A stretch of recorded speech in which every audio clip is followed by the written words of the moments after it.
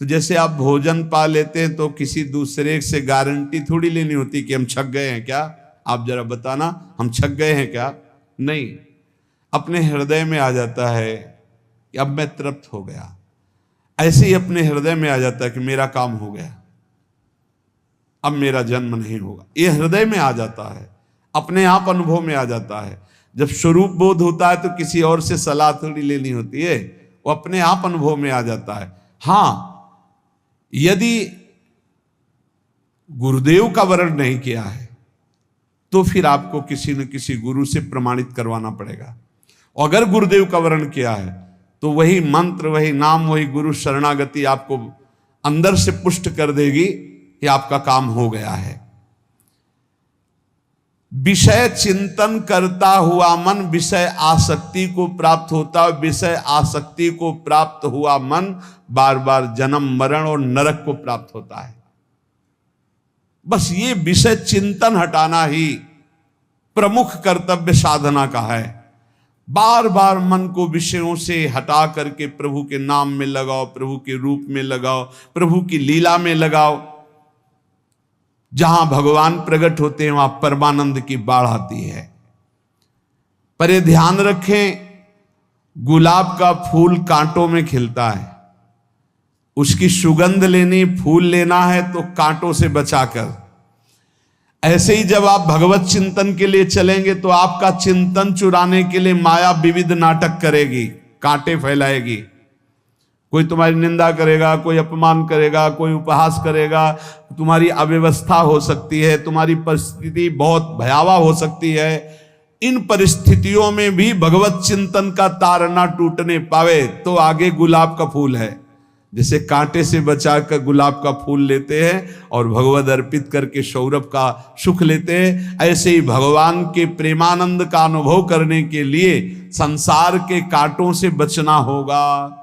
और खिलेगा यही फूल संसार में ही, मनुष्य देह में, और योनियों में नहीं। भगवत प्राप्ति स्वर्ग में नहीं होगी, इसी मृत्यु लोक में होगी। पहले मन नहीं लगता भगवत चिंतन में, भगवत चिंतन जबरदस्ती करना पड़ता है।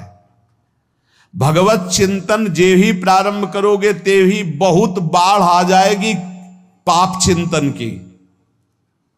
ध्यान दीजिए, बहुत लोग प्रश्न करते रहते हैं कि हम जब भजन में बैठते हैं तो बहुत गंदी बातें आती, मन बड़ा चंचल होता है, भाग जाता है। ऐसा प्रारंभ में जब कोई भगवत चिंतन प्रारंभ करता है तो उसका मन विषयों में भागता है, गंदी बातों में भागता है।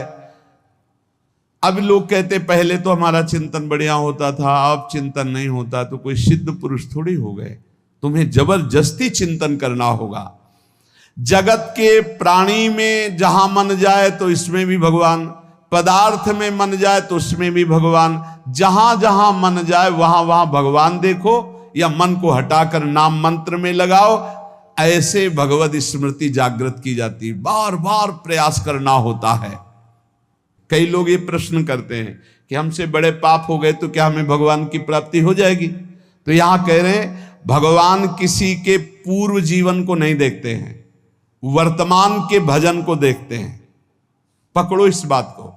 अगर वर्तमान में आज आप सुधर गए हो, नाम जप कर रहे हो तो आप भक्त हो। ये गीता जी में भगवान ने कहा, अपिचेत सुदुराचारो भजते माम अनन्य भाग साधुरेव समंतव्या सम्यक व्यवसिता। ऐसा बहुत दुराचारी पहले रहा है, बाद में उसके मन में आ गया कि भगवान के सिवा हमारा कोई कल्याण करने वाला नहीं, हमारा कोई नहीं। तो भगवान कहते हैं मैं उसे साधु ही मानता हूं, उसे साधु बना देता हूं। भगवान किसी के पूर्व जीवन को नहीं देखते। बहुत बढ़िया बात है। कल तक हम क्या करते रहे भगवान नहीं देखते, आज क्या कर रहे हो ये देखते हैं। यदि आज आप भजन में लग गए हो, अच्छे आचरण कर रहे हो तो आपको भगवत प्राप्ति हो जाएगी। भगवान ये नहीं देखते कि पूर्व में पुण्यात्मा रहा है कि पापात्मा रहा है।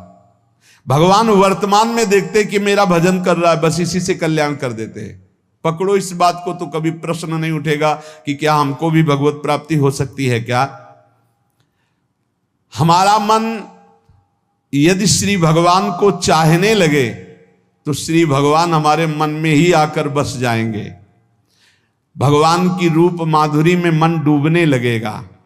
यथार्थ सत्य, जो भगवान से थोड़ा भी प्यार करने लगे हैं उनके हृदय में भगवान की उनकी भावना के अनुसार झलक आने लगी है। हृदय में प्रभु के आते ही अनंत जन्मों के संस्कारों का नाश हो जाता है।